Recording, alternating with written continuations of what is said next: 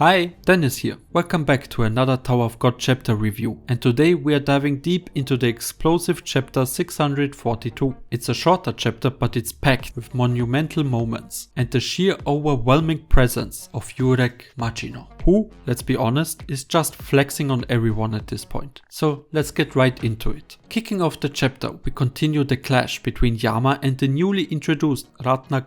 Now, Ratna is a peculiar character. She's got that wild, chaotic energy and is clearly enjoying this brutal showdown. She taunts Yama, saying that she wants to tame him and make him her pet, showcasing her masochistic and wild personality. Unlike most fighters, Ratna isn't fazed by Yama's attacks. In effect, she seems almost into it. She gladly takes a hit from Yama, smiling through it. It's all just a fun game. I think I know a certain sadistic, fuzzy villain she would get along with splendidly. It's almost as if the battle is more about entertainment for her, rather than achieving a strategic goal. But Ratna's attitude sets her apart and immediately establishes her as a force to be reckoned with. Then the real spectacle of the chapter begins. Urek Mazino stepping into the spotlight. The Shinwon-Ryu ship becomes his first target. Michael, in a desperate attempt, activates the Shinwon-Ryu wave, but it's all too little too late. Urek just casually punches the entire ship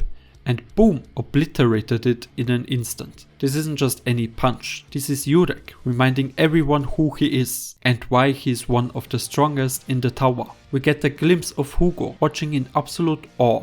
There's this purple arrow line that branches out from the explosion, which very likely could be her making an escape.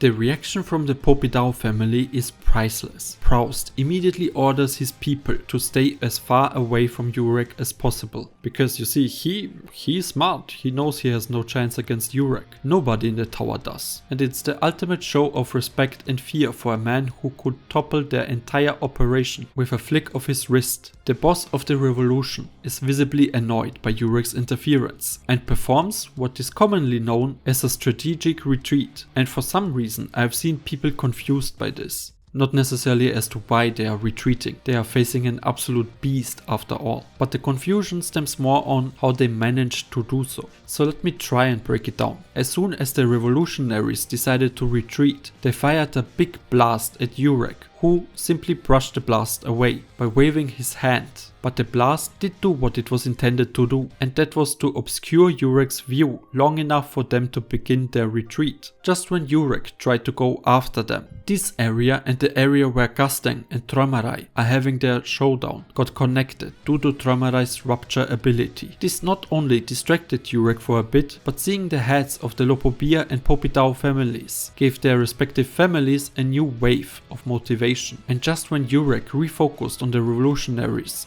Mashea Laslek stepped in and used his light charge ability to trap Urek again, which makes the score, let me check, Laslek 2, Urek 0.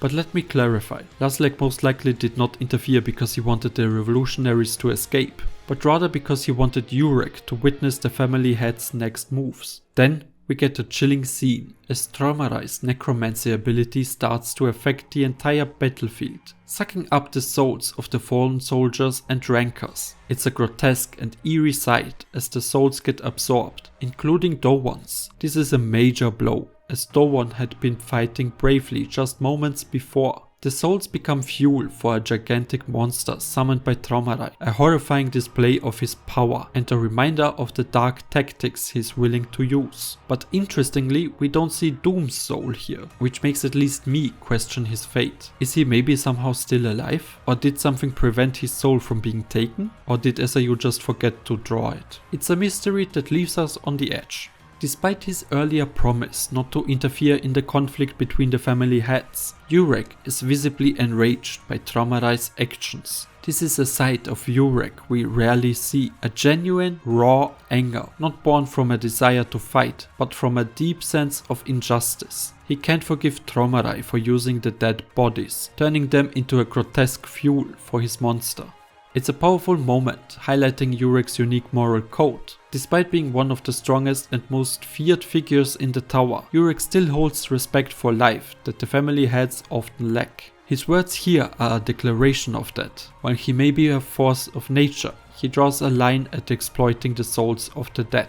It's a heavy contrast to the ruthless actions of the family heads, and it's a moment that really sets Urek apart from them. He is a character with a deep sense of justice. Chapter 642 may have been shorter, but it was no less impactful. The sheer presence of Urek Mazino dominated the battlefield, turning the tide of the conflict with ease. Ratna's wild, unpredictable nature adds a fresh dynamic to the fights, and we get a chilling glimpse into the horrifying power of Traumerei's necromancy. The revolution's retreat hints at a larger plan, still unfolding, but for now they've escaped the wrath of Urek Mazino, just barely. This chapter leaves us a lot to look forward to. Will Urek confront Traumerei for his use of necromancy? And how will the revolutionary regroup after this crushing display of power? Let me know your thoughts in the comments below, and as always, thanks for tuning in. Bye!